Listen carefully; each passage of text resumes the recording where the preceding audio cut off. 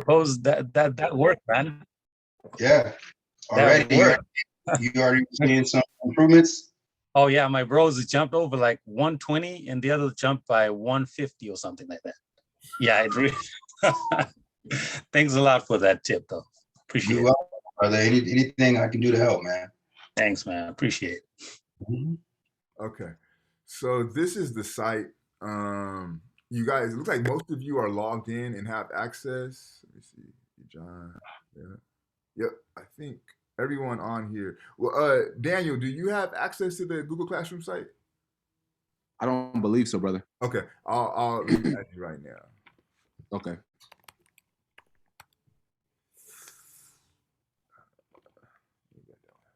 You need my. I can give you my email. Yeah, okay. That's It's cool. Daniel dot, or you can just do Daniel Eklem. Sorry, no dot. EKELEM. And then an E right before the L. Oh, before the L. Okay. Yeah, I'm sorry about that. Okay. And then 1@gmail.com. Perfect. There it is. That will be your invitation. All right. So really, probably the most important section will be the classwork. Under this section, you'll find the actual PDF for the text. So this is the whole book in its entirety here via PDF. But again, you have that audio book to access the material also. Above that particular section, there's the Octavia Butler interviews. Again, just to kind of give you a sense of who she is and her thought process. Very, very brilliant writer, and you'll see that as we dive into the text. But also in the interview, she looked like she does science fiction work. So so you can kind of peep that as you watch the interviews. This is the Sun Ra section. This is the Space of the Place movie, and then this is the interview from Sun Ra. And again, Sun Ra, just again from a musical standpoint, and if you get a chance to watch the text, you can't talk about Afrofuturism without going through Sun Ra. This is another film called Pumzi. Pumzi, excuse me. This is I believe I want to say she's a Nigerian sister, but this interview is very interesting because she talks about Afrofuturism from the standpoint and the vantage point of Africa, right? So like an African futurism, and she's very particular and specific about not discluding Africa from this conversation of Afrofuturism.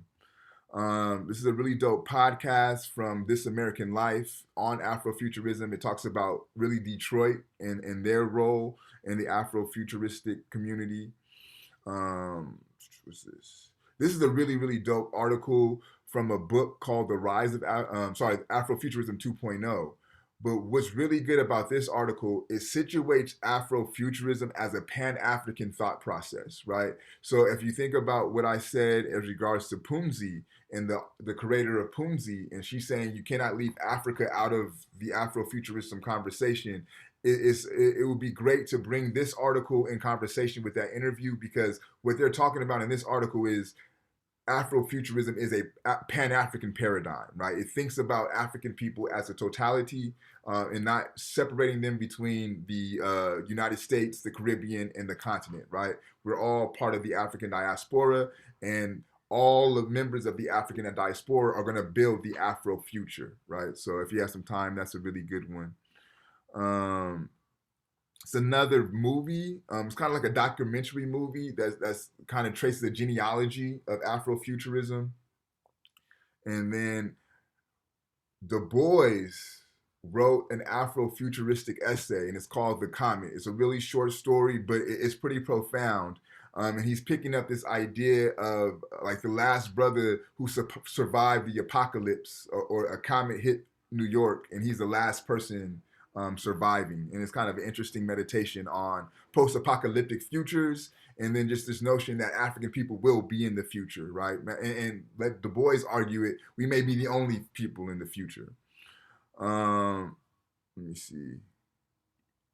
This is like an 8-minute video I put together that kind of gives you a sense of what Afrofuturism is. I did this for my Afrofuturistic class I took this past semester.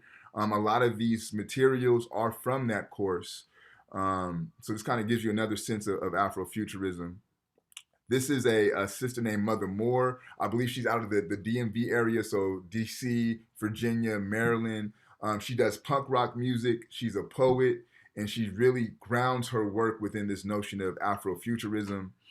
And this finally is probably one of my favorite. I don't even know why. Anyway, this DJ is a Time Machine is probably one of my favorite articles that I read in that Afrofuturism class, because as the title articulates, right, the author is saying that how we can travel through time is through auditory experiences, through hearing sound, right? Sound can produce time travel. And if you think about it, not even have to go too abstract, you could hear a song that you've heard from back in the day, and it could take you back to that moment when you first heard the song, or when a significant happenings happened when that song was playing. So the author is trying to really get you to understand that this notion of sound being a conduit for time travel. And if you get deep into an African context, the ancient Kemetics would use sound and vibration for healing, right? So just because of us being in this westernized context, we also are kind of detached from the possibilities of the body, the possibilities of sound, and this notion of being able to travel through time and space.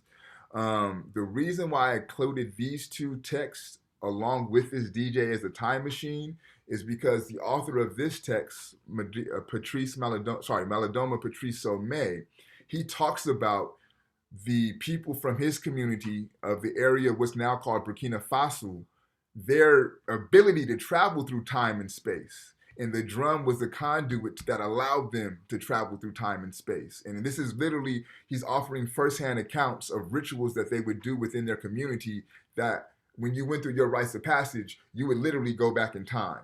And so depending on what your purpose is in life, your rites of passage may require you to go into the future. And the drum was a central component to that transition and that movement. So again, all of this is just additional material just to further ground you within this thought and within this concept of Afrofuturism. It's a body of knowledge within itself, right? It's a whole fecund canon of information with this notion of Afrofuturism. And I want you guys to kind of, if you so choose, be able to dive a little bit deeper and have a greater understanding of what it is. And if you think about just within the title of it, right?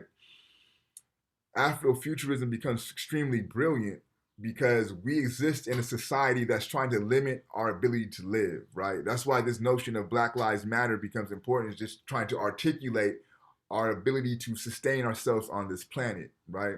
But this is the whole theory and whole academic and intellectual practice that says not only will we survive, but we will be the core components that will shape the future, right?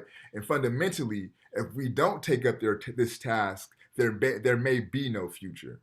And when we get into the work of Octavia Butler, you see how this will play out, right?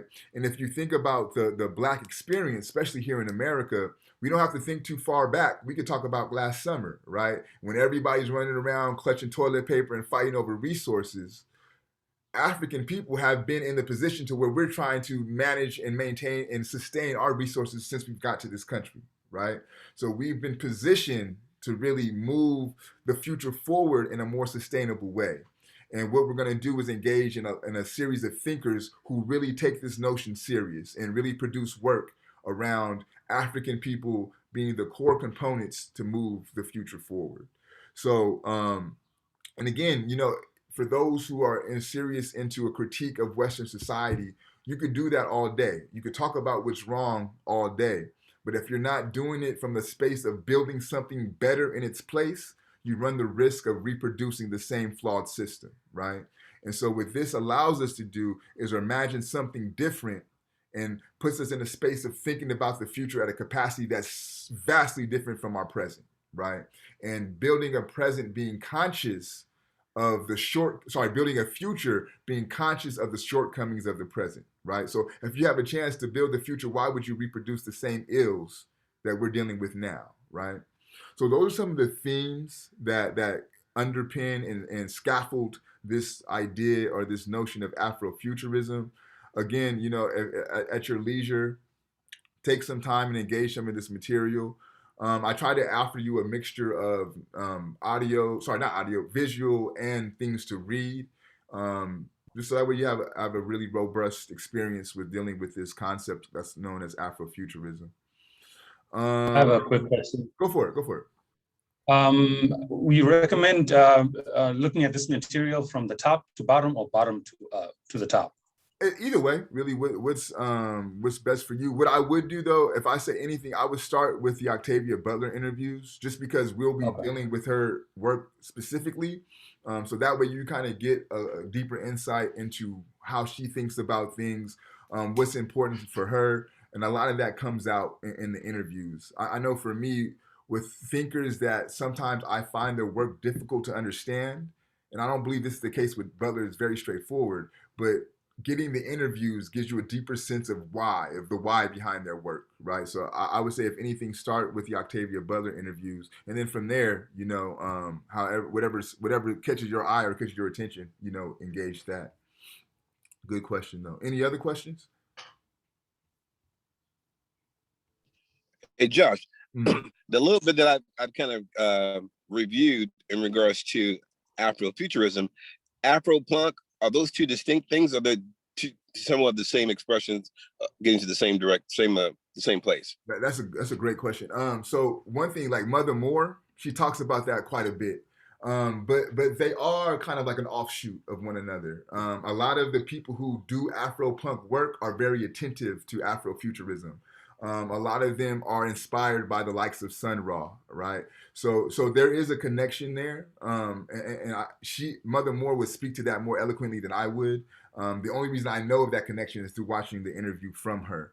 Okay. Just to be honest with you, I downloaded a couple of her music, and it's hard for me to grasp because it's very punk rockish type of, you know what I mean. So that's not really my cup of tea per se. But he definitely draws the line of connection between Afrofuturism and Afropunk, and she'll say that Afrofuturism directly inspired her music work. Okay. Any other questions, comments, thoughts? It just kind of reminded me of when you're talking about the music and the sound and being able to go forward and go back. It reminded me of a sound bath that I had when the experience, where it's almost like an outer body experience, and I can see how they can relate that to traveling through time. But yeah, I kind of just took me back to that experience. Yeah. So I'm looking forward to diving in and trying to get more familiar with the concept. Yeah, I pulled that information from this book called Stolen Legacy by George G.M. James, and he really talks about how the Kemetics, or what you call the ancient Egyptians, they mastered vibrations, right? And to the point that they would get vibrations to be able to heal the body. So if you went through surgery, they would put you in this room, and all these vibrations would be playing at a specific frequency that would heal your internal organs, right? And that's, I would assume that's kind of like the sound baths or the offspring of that science, right? That's a connection for sure that you can draw, right? So that's a good call out. It's funny, and now medical professions are saying too that that's going to become the new medicine, is moving toward more of the sound frequency work. Inside of this conversation is more about it's the remembering, as we remember ourselves, of cultivating that inner awareness of that inner self, is the part that you connect to or drop into when you're experiencing the vibratory frequencies of ourselves, through the sound baths, through sound, through drumming, because the drum kind of resonates with the heartbeat. But yeah, I think all this is remembering to the stillness of cultivating our inner awareness, that inner selves, for this process, for this journey to continue to unfold. Yeah. And yeah, so it's be interesting. Yeah. In regards to the book too, then Josh, have you read this particular book? I read it. I read this and the sequel.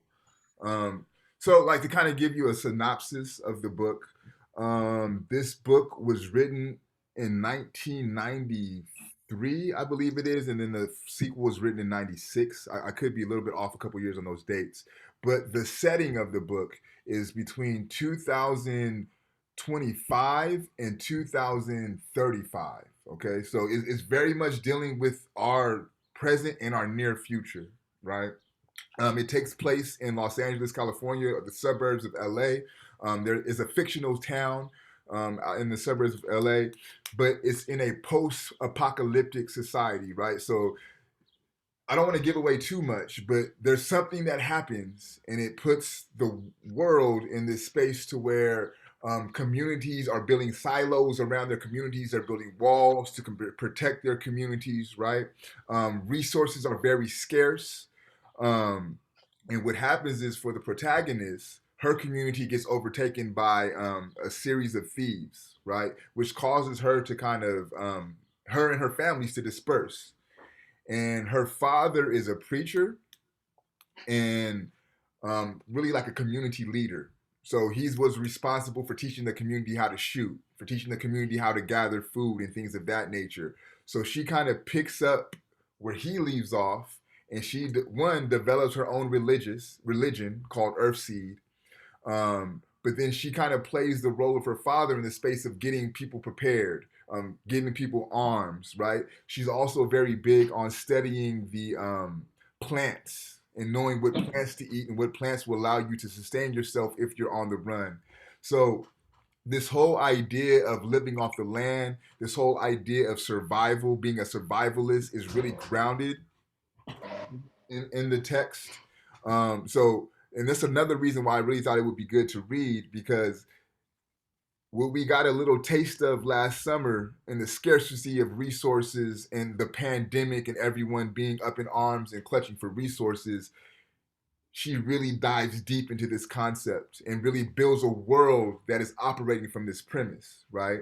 And the protagonist shows you how you can maintain and then really create a future that is sustainable and dynamic, because the ultimate goal of Earthseed, which she says, is to take root among the stars, right? So she has a vision of taking people from her community to live on in outer space, right? So you can't get any more Afrofuturistic than that. Okay, I got the third chapter on it, so that like really blows it away, because in the second chapter it sounds like today, like a story that's happening currently yesterday. Yep. I'm like, wow. I mean, the description of it is like, what the hell? And I love a point she says, the only way we go out together, but we go out packing. Packing. Yep. Yeah, it's it kind of got me. And from wanting to read the first chapter, I went to the second, the third, like, whoa, damn. Yeah. Yeah. And this is 93. She wrote it in 93. So yeah, that's quite. And that's why I call her the prophetess of Afrofuturism, because like y'all see as you read it, there was moments in the book where I literally got goosebumps because of how accurately she describes our current moment. Like literally the hairs on my arms stood up. Also, one of the antagonists of the story is a newly elected president, right? His motto is "Make America Great Again." Again, this book is written in 1993, right? So, yeah, I think it's something that is one of those things that you can literally get lost in the world that Octavia Butler creates within the pages of this text. It is very profound. So I think. Hey, Brother Amir. Yeah, go for it. I have a friend of mine from the continent. I invited him to join like the last time. Oh, yeah. And is it cool if we add him right now? Yeah, absolutely. Okay, cool. He's in India, and we kind of have our own little book club that we have. Okay. We're reading Chinua Achebe's Things Fall Apart. Mm-hmm. So yeah, he's a cool dude. He's a cool dude. Nah, I'll send him the link. Yeah, please do. I remember him from last time. Yeah, very good brother. Yeah, so that's what we'll be getting into, and then the subsequent text, Parable of the Talent, kind of picks up where this story leaves off. And it's definitely one of those texts where you get what you call like a character arc, where the main character, you see her evolve, you see her grow, and you see her become something larger than life within itself. So that's something interesting. And I also like the fact that the protagonist is a woman, right? And she does a lot of things that in normal stories you only see men being able to do, and she takes on these things that are really brilliant. In fact, they even say because of her stature, she's able to present herself as a man when they're traveling, because you come under a lot more threat traveling in these risky areas as a woman. So a lot of things are kind of turned on its head. She really plays with the notion of gender roles and things of that nature. She turns that upside down. She just does a lot of really brilliant and profound work. There we go. If you guys want, I think a few of y'all seen it already, but I could play the project I did for my Afrofuturism class. It pulls a lot from Octavia Butler's text, so you kind of get a little insight of it, and it also kind of helps ground you in the idea or the notion of Afrofuturism. But I want to say most of y'all seen it, but it's up to y'all. However you want to spend the rest of this time. Yeah, I haven't seen it personally. I don't mind watching it. All right, for sure. Give me 1 second. Quick 8 minutes. It's not too long.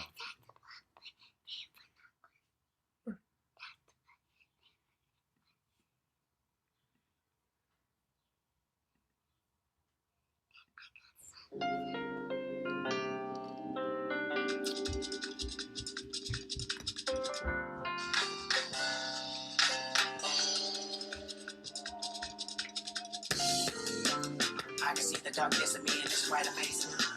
Life and death is no mystery and I want to taste it.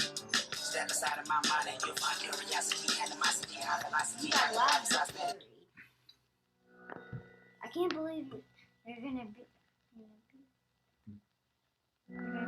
Bob. After the end of the world. Don't you know that yet? After the end of the world. Don't you know that yet? After the end of the world. Don't you know that yet? After the end of the world. Don't you know that yet? After the end of the world. Don't you know that yet? After the end of the world. What if the world ended at the start of modernity? What if the birth of transatlantic enslavement was the end of humanity? What if civilization did not come out of Europe, but some deeper, darker place?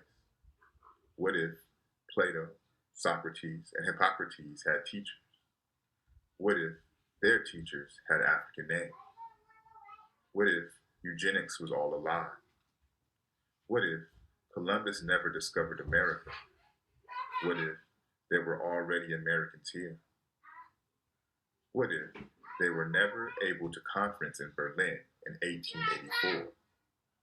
What if lies were never taught? What if there was no schooling?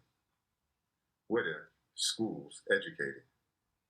What if education liberated?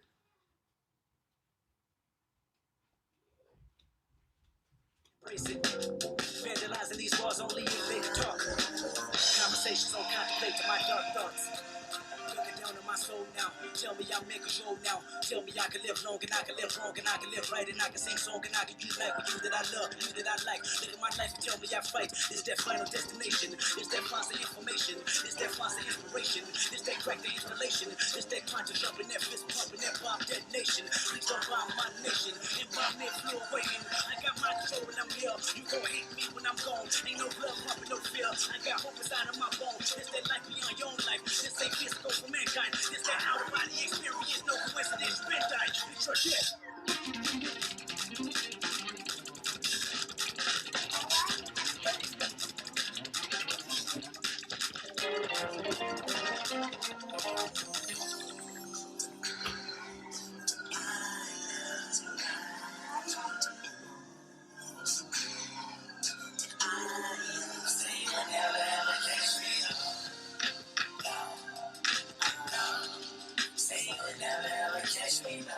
What if black study remained fugitive?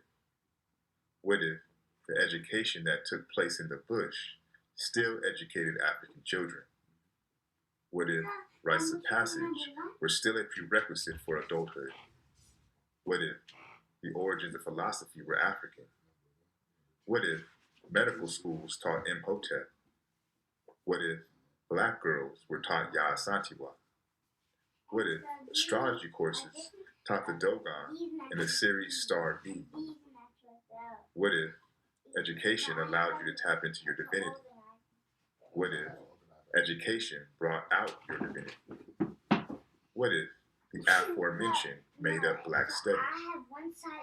What if Black study took place at the barber shop and the bar stool, opposed to the ebony tower?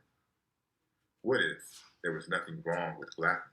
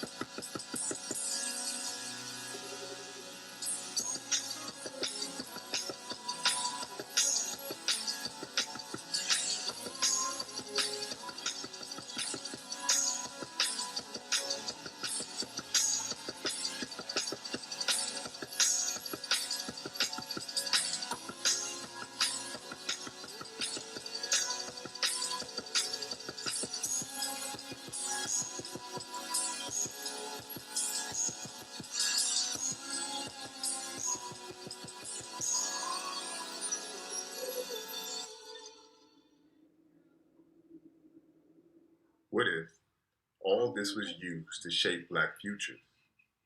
What if the shaping of Black futures shaped the creation of new worlds?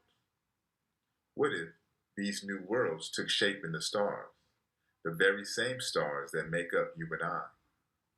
What if, to build these new worlds, we had to look back to the old ones? What if Sankofa? What if Senghar? What if Timbuktu? What if Kemet? What if Mali? What if Nubia? What if these were not simply great ancient civilizations, but pools of knowledge that can inform our present and build new worlds? What if we are all God's seed, but no more or less so than any other aspect of the universe? God's seed is all there is, all that changes. What if Earth seed is all that spreads Earth life to new Earths? What if the universe is God's seed? What if only we are Earth seed? And what if the destiny of Earth seed is to take root among the stars?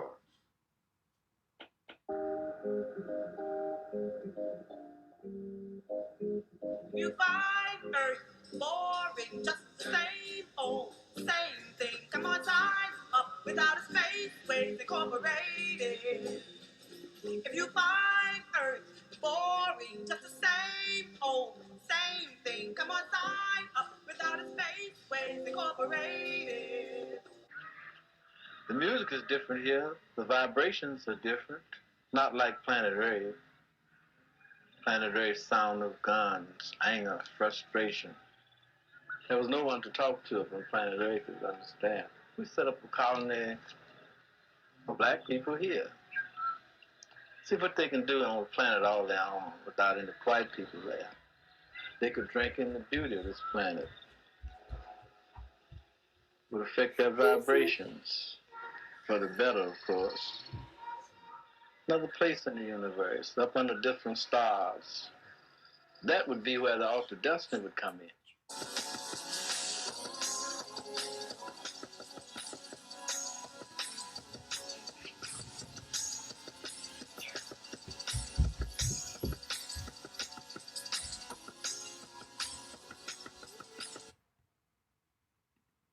All right, for sure. So that's the little get down, kind of situate you guys in Afrofuturism. So the part where the sister's in like the spacesuit and she's talking, and I'm talking about taking root within the stars, that's pulled directly from the parable of the sower text. That's the words of Octavia Butler. The end that we saw where talking about building a colony for black folks here, that's from Sun Ra. That's from the movie Space is the Place, which is available on our Google Classroom doc. But again, this notion of what if and some of the questions that are posed are themes that you find, within Afrofuturism.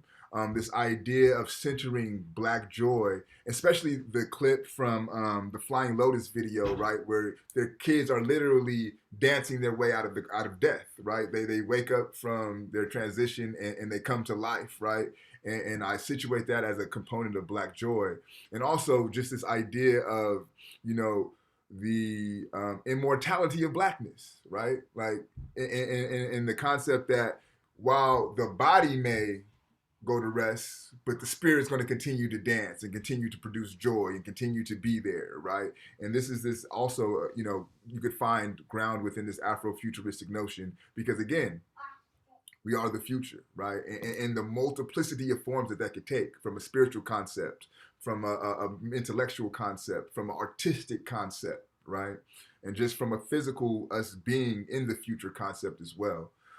So hopefully that kind of gets you guys mentally in the process to engage this text. Any other questions, comments, thoughts? Brother Bantu, it's good to have you on again. Good to have you back in our space with us.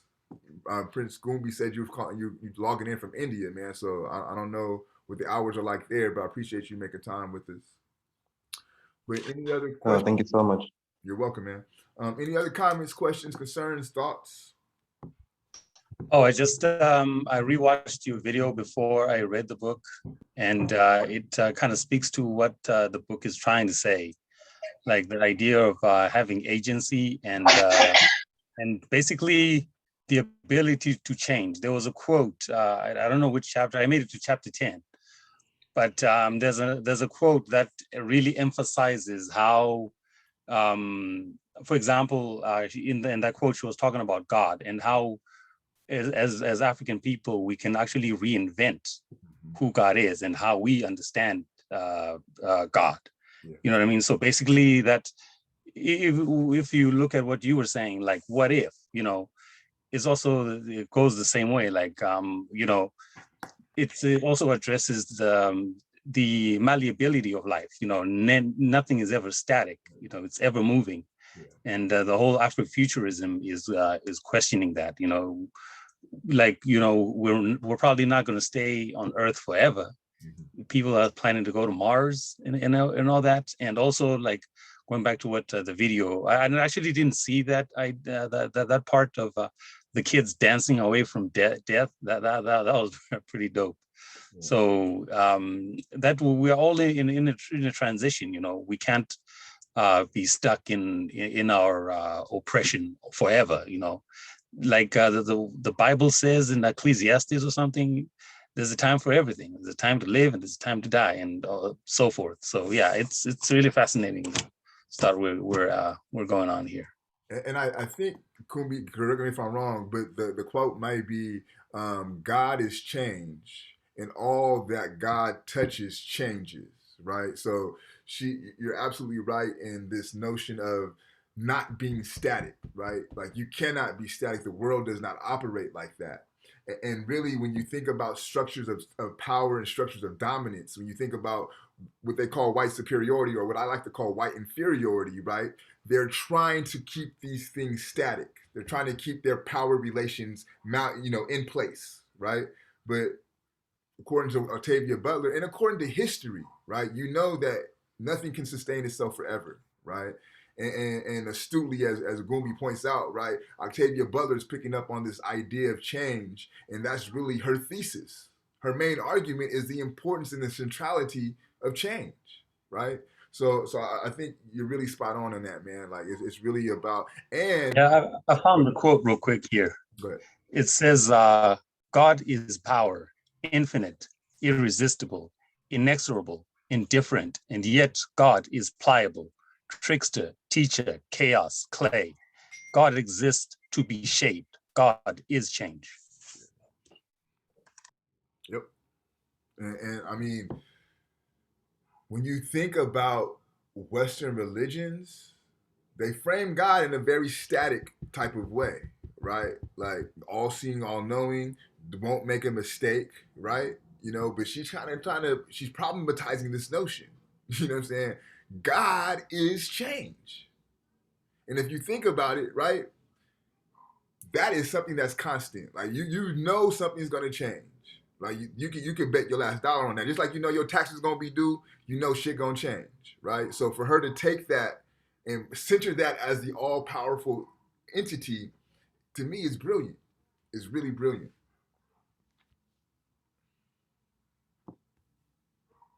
There's something in that second chapter that kind of relates to what you were saying, where everything you touch changes, and everything you touch changes you. Yes, you know, it is. and in the Christian religion, there's this experience is that there was this God that was somewhere outside myself. You know, and then this new understanding comes to the notion that God is not out in the heavens. You know, that the holiness, the Holy Spirit dwells within, and that's the idea, the aspect of myself to cultivate, become aware of, and become friends with, and allow that to be the essence of how I began to move and get tuned in and get my cosmic kind of communication with, you know, to move and have awareness in that, and that drops into what I understand so far of seeing into the future of what Afrofuturism looks like when it's being dropped in, being downloaded from a higher awareness and not from this plane where we're at now. Yeah, kind of beautiful. It's quite eloquent and poetic and profound. For me, it's just the 3 chapters of reading today. It was just so awakening in a sense of it's calling to a new way of being. As you said too, it calls you to move outside this paradigm of what's been created in this plane of existence, to really move into a new dimension and have my experience in the frequencies of the drum, have my awareness, my movement in the frequency of the vibrational awareness. Yeah, it's beautiful. Yeah, I just when I was reading it, man, I wanted to talk to somebody about it, right? And like no one read it that I could talk to, so I'm really excited to be able to have this conversation, especially with the people who are on the call. Like I can only imagine the type of dialogue that we're going to get into as we engage these pages. So how do y'all feel about Thursday evenings? That's typically when we meet. Is that still good for y'all? And I try to keep it fluid to where the majority of you hop online. So how do y'all feel about not next Thursday but the following Thursday reconvening to discuss like maybe the first 2 chapters? What do you guys think about that? That would be the 24th of June. That's next Thursday. I think you said the Thursday after. I'm sorry. No. So next Thursday would be the 17th. The following Thursday would be the 24th. Oh, okay. Sorry. And that first chapter is kind of quick, so I don't know 1 or 2 chapters. So maybe what we could do then, we could do like the first 3 chapters, because you are right. It's a really short opening chapter. Quick. Yeah. I'm available. What you gonna say, D? Go ahead. No, I'm cool with that. Okay. All right. I have a quick question too, Sure. off topic. Once everybody confirms. I'm good. Yeah, that works for me too. Okay, so I'll set out the 24th, and I'll give you guys the the link and what have you. It will be the same link every time, but I'll still send those out so that way you have that readily available. What were we gonna say, D? I've heard the parable of the sower as it relates to the Bible. Is the book kind of a spinoff of that, or Not a spin-off in a sense. Yeah, it pulls from that. Yeah, it pulls from that parable, essentially. Yeah, and you'll see how again, because the dynamic is her father being a preacher, so she's pulling a lot from biblical testimony as she creates her own religion, and a lot of the themes and a lot of the passages are directly from the Bible. You know what I mean? So I think having knowledge of that text will be really generative for this text here. So that's a really good call out. So we'll set it up for not this coming Thursday, but the subsequent Thursday, the 24th. We'll set it for 7 p.m. Also, if there's other people who you think would want to participate, just let me know so that we could get them the information. Just to be cognizant of that this is a safe space. I'm open to non-Black folks being there, but they just better come correct, because if not, I'll check their ass and then they'll have to deal with that. But I want to open this to those who you feel it would be beneficial for. Babe, do you want to say something? You ain't said nothing all day. You want to close this out? Put you on blast. I respectfully decline.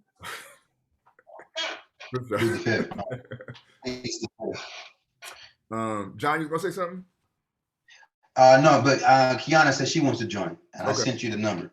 Okay. So throw her in the chat when you get a chance, and I'll give you the Gmail so you can add her to the class. Okay, perfect. Thank you. All right. Well, I'll add Brother Zola's, or I'll send you his email address so you can join the Google Classroom as well. Okay. And then Prince, I'll make sure going forward, I'll hit you on WhatsApp for the details as we move forward. And then you could always hop on the Google Classroom site to get the details. But yeah, so we'll go through chapters 1 through 3 when we meet the 24th of June. And I'm looking forward to it. Again, I don't know how y'all schedule this, but I know mine's is crazy. So if you need to utilize the audiobook, man, it's an easy listen. It's you kind of move as you're driving and whatever the case may be. It's a great resource to have. Yeah, that's what I'm actually using, and it's there on at the LA Library. If you download the app from the LA Library, you'll get it. It's well, obviously it's free, but it's available. My point is that it's available. And then, on that note, the Huntington Library in Pasadena, they hold the Octavia Butler papers there. So you could actually go and see her notes. You could go and see her writing, and you can see her processing of the books that she produces. I do know that you have to make an appointment, and I know they've gotten a lot more strict because of the COVID protocol. I also heard my professor for my Afrofuturism class, he told me they make it a little bit uncomfortable for us, if you get my drift. But to me, that's our shit, because she wrote for us, right? So I plan on making a trip sometime this summer to kind of spend some time up there.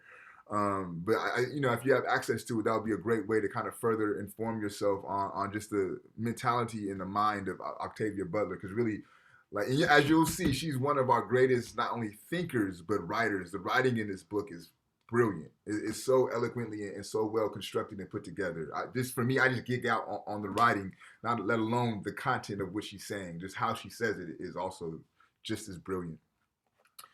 But all right, y'all. If y'all ain't got nothing else, we're gonna call it a night, and we'll see you in 2 weeks. Solid. All right, see you next week. You will. Bro. All right, brother Zola. We'll see you soon, sir. Night. Be easy. Peace. Good night, folks. All right.